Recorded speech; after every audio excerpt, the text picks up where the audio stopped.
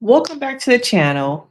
If you are new here, I am Denise Brady. I'm a licensed marriage and family therapist. And, we got to these last couple episodes.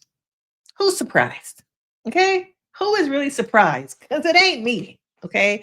This is what happens when, you are with somebody who is logical and you are emotional, who is focused on physical also and doesn't invest in you as a person. Now, we see in episodes 6 through 8 the downfall. We saw it from the beginning, it wasn't going to work, but finally we're here. And over again, to me, there were red flags. There were just signs of I am not invested in you as a person. I'm an avoidant. Javon has his own issues that he has not resolved from him not being a part of that. I think, is it a football club or, you know, not going through with the football career.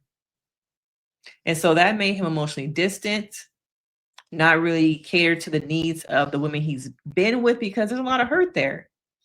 And why am I, as an avoidant, going to get close to somebody who can hurt me? I don't want to be hurt. But, he is somebody who just is all about self. All right. And so we watched the downfall of their relationship. Was there really even a relationship, girl? I don't think there really was. I think there were surface level connections, and that's about it. All right. We see them go through these awkward dinners, and then eventually, there's a conversation about the thing in the way of us is Demola. That's just a thing in our relationship that we really can't get past. And maybe if you just meet with him, you get that shit off your chest. We can really be together. Bullshit. Okay. The thing was about this conversation, to me, it was giving, go see if he's still interested. You need to have some other plans because I've been over here making plans for myself. And I want you to go over there. Okay, see if he's still interested because you need somebody to go to because I got people in my phone. I got people in my phone I've been chatting with, talking to. So I want to make sure you got somebody. But I'm going to lean on this as the reason why things are not progressing in our relationship: distractions. Okay. Avoidance of accountability, avoidance of looking at myself and how I have contributed to us getting here. Sound familiar to some of y'all? Okay. So she meets up with Demola, which is pointless. It's for a scene. And the thing about him is that he is a nice guy, but I think he's also a late bloomer, Demola. So I think he doesn't have a lot of relationships with women or has not had a lot. So he is at times awkward, but a very good guy. And just because he doesn't have the swag or I guess like personality maybe that this dude had, that maybe that's why she chose him. But they meet up and it's kind of like have a good life. I just want to make sure you're not really mad at me, from Katisha. I just want to make sure that we're still good. Once again, we see the people pleasing. We see that I have to make sure other people are okay with me so that I can feel good about myself. To me, her whole life has probably been about taking care of others, as we see later on in these episodes. I believe when they met up and met her family, those were all her siblings. So I'm sure she's also a parentified child, someone who is used to taking care of other people's needs, forgetting about myself. We see that as a theme in a couple of the women. Okay. Where do I fit in? This is my first opportunity to choose myself. And where we see one bride get more comfortable with choosing herself, we see Katisha still kind of like, this is uncomfortable. I'm not used to this. Ugh. Okay. And so they meet up, Demola, and it was just like, it was pointless, girl. We didn't get our Zach moment. No, it was kind of pointless. All right. And then we finally see, because a lot of this it was a lot of fluff. A lot of fluff. We see everybody meet up with the pod squad. Okay. And it's the first time most people are seeing each other outside the pods, what they look like. And Javon is like, oh, Anu? Sophie? Oh, I made a mistake. Because they're looking kind of good. Not even trying to respectfully acknowledge that the women are attractive, but I got something over here that's way better. a fiance who I'm about to marry because he is all about self. So much so that I think at times he forgets he's on camera. He forgets he's on camera. He tries to do things to manipulate, to gaslight a woman who is already not the most secure person, forget about the things that I've done because I'm focused on logic. Logically, you really think I will go out and do these things? You really think in a room full of all these women and my fiance being there, I'm gonna do this? It's the gaslighting. And then so I was like, well, would he? Do I really know him?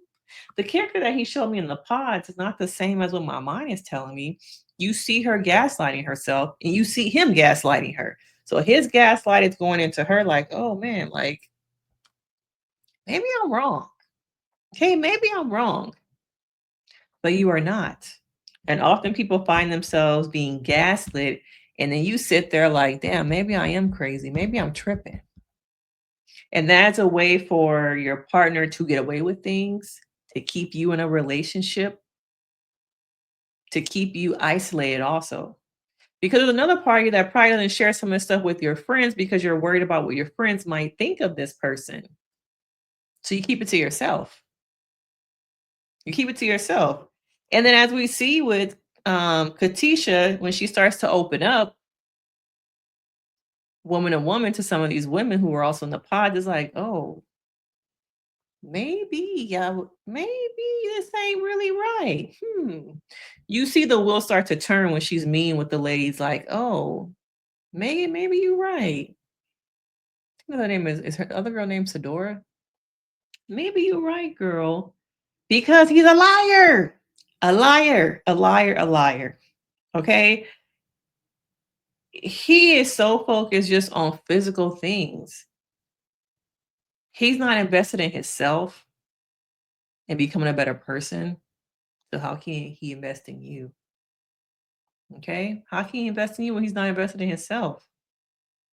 There's so much focus on our relationship whereas I think there should be some focus on who we are as individual people, growing, evolving, getting to know ourselves. And I would love, I've said this in past seasons, for us to watch these couples go through therapy, have more support, more guidance. In the UK version, we really don't see the host at all, even though in the American version we see the host, but it's just kind of like, which y'all not, there's no really no purpose. Y'all not really helping with nothing. Okay. But this season, I feel like we saw less of them also in the UK. But I would love to see them go to some couples therapy. And couples therapy does not always have to be just when you're going through problems. It can also be, a way to navigate transition, different things we're going through, challenges, supports our relationship, help us get stronger. Don't wait until you are at the bottom and I'm trying to bring you up to the surface for air. Come in when you already, thriving and you just like, let's just get better. I just want us to get better together. I want us to get better individually, but so many people in relationships, at times it's good to focus on I, at times it's good to focus on we, but sometimes that I pushes out the we. Okay. And so at the mixer, he doing his thing. He talking, he looking, he googly eyeing, and the mixer is over and they go home. Okay. They go home and she's visibly upset, but he does not care. He doesn't care because once again, I am not investing you emotionally. I came here to find somebody, but I already got what I wanted, which was something physical. You really don't have nothing much more to offer me. And a lot of these men on these shows they're like a kid in a candy store, a toy store. I got this toy that came out last Friday. Oh, it's a new toy. It's a new toy. I just walked on the shelf. I want the new toy. And it's also a lesson on self control. He lacks self control. And you don't want to be with someone in a marriage or in a relationship who lacks self control because there's so many opportunities to fulfill, be satisfied, and play in the toy box. Internet, social media, DMs. Now, if you don't have self-control, you ain't never gonna be able to be married to somebody long term. Well, I guess you can and cheat the whole time, but that's not where you really want to be at either. So they get back and she's upset. He does not care. Oh, I'm about to go to the after party. You not coming? You not coming? And I think in some ways this could have been an opportunity for her to use emotional intelligence and let him know that she's upset. But at the same time, he should read the room and know that my fiance is feeling uncomfortable. She's upset. Let's lean into emotional intelligence, but yet there is no emotional intelligence to lean into. Boom, boom, boom. Okay. There's no emotional intelligence to lean into because there's no foundation of their relationship. You're just flowing along. They're not watering cement, as I say. The water canister is empty. We're not watering nothing. We're not progressing. We're not progressing. What are we doing here? What are we doing here? So he goes out and has him a good old time, only to come back the next day. And she's like, let me roll it back a second. So he comes back the next day and they're supposed to meet her parents. Me personally, I would not have taken this man to meet my family. I'm not dragging them into this circus. I'm not driving them to the circus with this donkey, with this jackass. I'm not. So I think should she have trusted her spleen? In that moment, girl, why'd you even waste your family's time? But once again, I think it's one in the outside, please, the outside. Maybe somebody can just reassure me that I'm doing the right thing instead of trusting all the signs that I'm not. This ain't for me. I'm too good for this. I deserve better. But oftentimes we don't recognize we have not learned that we deserve better. So we put up with men who give us the same thing that our fathers gave us, that our mothers gave us, that our mothers went through, that we saw that was mirrored to us as love. That was mirrored to us as love. Okay. But she should have never took him to meet her parents or meet her mother. Now she finally gets the kahunas, um, has a moment of like, I'm going to confront him after meeting with Megan and hearing about the after party and how he was in this photo booth with Sophie. Oh, he was doing what, girl? What? Now imagine if Megan was not a girl's girl and Megan had never shared this information. Once again, going back to my first video on this season, it is important to have community and people in your life who will be honest with you, who care about you, who are not just yes people, who are not just in your life to benefit from the wedding. Oh, I want to be a bridesmaid. I want to be in the photos. I want the Instagram reel. I want the TikTok. Yeah, I want to be a part of that.